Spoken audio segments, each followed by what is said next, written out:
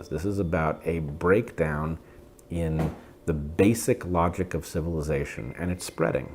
They make it utterly clear that they don't want us back, and they're insulting to us. They tell us that they would like to solve the problem by giving us panic buttons, as if the problem is that we are panicky rather than that they let a mob run roughshod over the campus.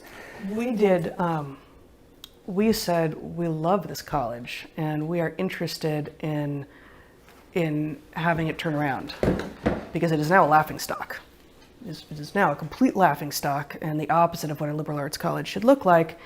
But one of the things that's happened as a result of all of this is that we now know lots of good people in the civil rights movement and in the free speech movement, both. Right, people from the original civil rights movement who actually marched with Martin Luther King, and people who are contemporary now in the free speech movement. And we could bring these people to campus and have a conference on what campus life should look like. Good luck with that. Yeah. And they said, no thanks, we're actually really pleased with how things are going.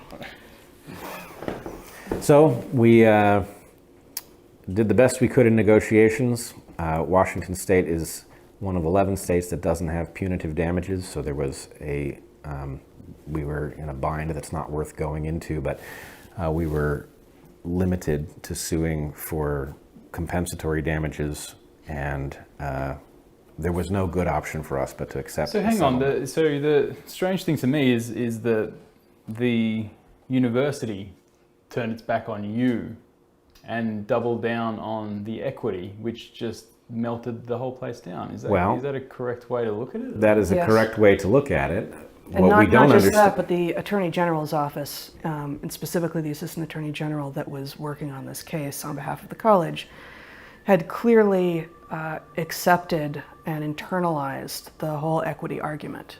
And basically, it seemed that she thought she was dealing with a couple of no good racists who the college would be better off without. You're kidding me. So there's institutions and even right up to government that threw you guys under the bus. Oh, absolutely.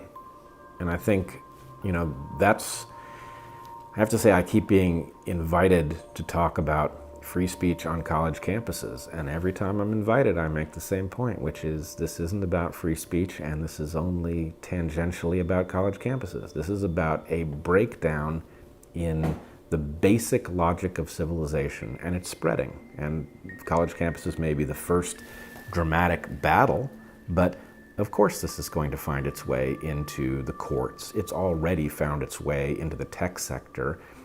It's going to find its way to the highest levels of governance if we're not careful, and it actually does jeopardize the ability of civilization to continue to function. How has it gotten to this point? In part, it has gotten to this point because we let it fester.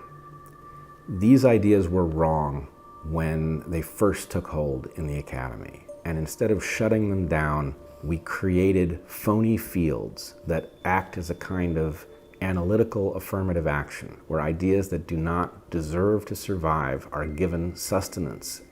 These ideas are so toxic and so ill-conceived that to the extent that they are allowed to hold sway as if one truth is equal to every other truth, right? My truth is as good as your truth. To the extent that that idea is allowed to pervade other institutions on which civilization depends, civilization will come apart.